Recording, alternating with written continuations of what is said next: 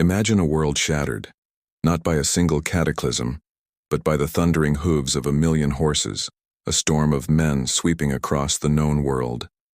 This wasn't an army in the way the great empires of China, Persia, or Europe understood it. This was a force of nature, a people forged in the harsh, windswept plains of the Eurasian steppe, united by a singular vision of conquest. In less than a century, they would build the largest contiguous land empire in human history, stretching from the Pacific Ocean to the heart of Europe. Their name would become a whisper of terror and a legend of power, the Mongols.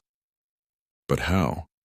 How did a collection of scattered nomadic tribes living in felt tents and following their herds manage to topple ancient civilizations, rewrite the map of the world, and create an empire twice the size of the Roman Empire at its peak? The story is far more complex than just brute force. It's a tale of revolutionary tactics, psychological warfare, unprecedented social engineering, and the sheer, indomitable will of one man who rose from obscurity to be proclaimed the ruler of all men, Genghis Khan. Before Genghis Khan, the steppe was a chaotic mosaic of warring tribes: Tatars, Merkits, Naimans, Karats, and his own Mongol clan. Life was brutal, short, and defined by endless cycles of raids and vendettas.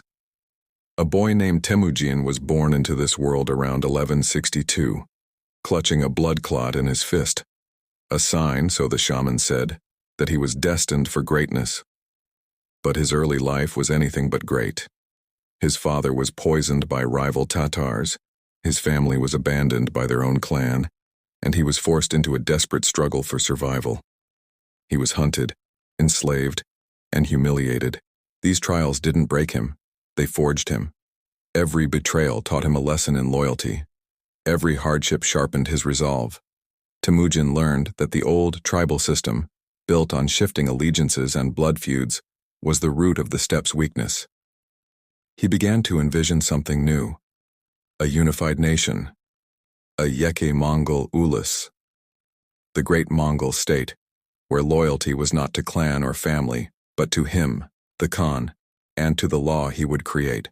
He achieved this not just through battle, though he was a military genius, but through radical social reform.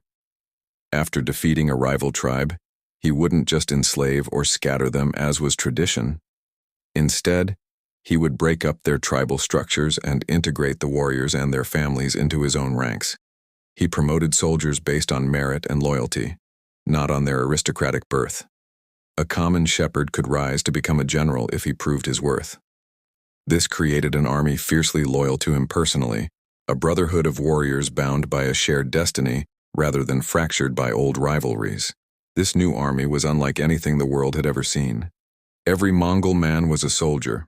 From childhood, they were master horsemen and archers, able to shoot with deadly accuracy while galloping at full speed, even turning backward in the saddle to fire a Parthian shot. Their composite bow is a technological marvel, capable of piercing armor from hundreds of yards away. Their tactics were a symphony of disciplined chaos. Feigned retreats would lure overconfident enemies into a trap, where they'd suddenly be swarmed by Mongol heavy cavalry who had been lying in wait. They perfected siege warfare by co-opting the skills of captured Chinese and Persian engineers, building massive trebuchets and catapults on site to smash down city walls that had stood for centuries. Their speed was terrifying. Mongol armies could cover 100 miles a day, a feat unheard of for traditional infantry-based forces. They traveled light, with each warrior having multiple horses, allowing them to switch mounts and maintain a relentless pace. They could live off the land, or even drink blood from their horses' veins in emergencies. This mobility allowed them to appear as if from nowhere, striking deep into enemy territory before a defense could even be mustered. Their first major test came against the powerful Khwarezmian Empire in Central Asia. After the Shah of Khwarezm foolishly executed Mongol envoys, Genghis Khan unleashed his wrath. It wasn't just a war, it was a methodical extermination. The Mongols swept through legendary cities like Samarkand and Bukhara, centers of Islamic learning and culture. Those who resisted were slaughtered. Those who surrendered were often spared, their skilled artisans and engineers conscripted into the Mongol machine. This policy of surrender or die became their most potent weapon: psychological terror. News of the utter devastation of one city would travel to the next, causing widespread panic and often leading to cities surrendering without a fight. After Genghis Khan's death in 1227, the world held its breath, hoping the storm had passed. They were wrong. His sons and grandsons, like Ögedei, Mongke, and the legendary Kublai Khan, continued the expansion with even greater ferocity. The Mongol horde split, one branch pushing west, smashing through the Russian principalities, Poland and Hungary, reaching the shores of the Adriatic Sea. Europe was in a panic, believing these were the armies of Gog and Magog, heralding the apocalypse. Only the unexpected death of Ögedei Khan in 1241 caused the Mongols to pull back from the gates of Vienna to elect a new great Khan. Another branch, led by Hulagu Khan, swept into the heart of the Islamic world. In 1258, they sacked Baghdad, the capital of the Abbasid Caliphate and the intellectual center of the world for 500 years. The great house of wisdom was destroyed, its books thrown into the Tigris River until, as the legend says, the water ran black with ink. It was a cultural catastrophe from which the region would take centuries to recover. Meanwhile, in the east, Kublai Khan completed the conquest of China's formidable Song dynasty, a feat that had eluded his grandfather.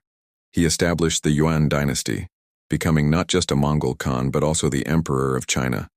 He moved his capital to what is now Beijing, building a magnificent city and ruling over a vast, diverse population. This was the paradox of the Mongols.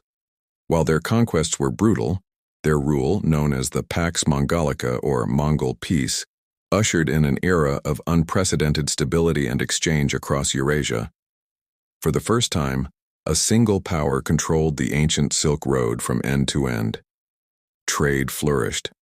Merchants like Marco Polo could travel safely from Venice to China. But it wasn't just goods that traveled. It was ideas, technologies, and cultures. Gunpowder, the compass, and printing from China made their way to Europe, helping to spark the Renaissance. Persian art influenced Chinese pottery. Religions like Christianity, Islam, and Buddhism coexisted and spread. The Mongols, though often illiterate themselves, were surprisingly tolerant and pragmatic rulers, valuing order and commerce above all else. But no empire lasts forever. The sheer size of the Mongol Empire became its undoing. It was too vast and culturally diverse to be ruled by one man. By the late 13th century, it had fractured into 4 successor states, or khanates: the Yuan dynasty in China, the Ilkhanate in Persia, the Chagatai Khanate in Central Asia, and the Golden Horde in Russia. Infighting, assimilation into local cultures, and devastating outbreaks of the Black Death, which ironically may have been spread along the Mongol trade routes, weakened them from within. By the end of the 14th century, the great Mongol Empire had dissolved, its power fading back into the steppes from which it had so explosively emerged. The legacy of the Mongol conquest is complex and controversial. They were responsible for immense destruction and the loss of millions of lives.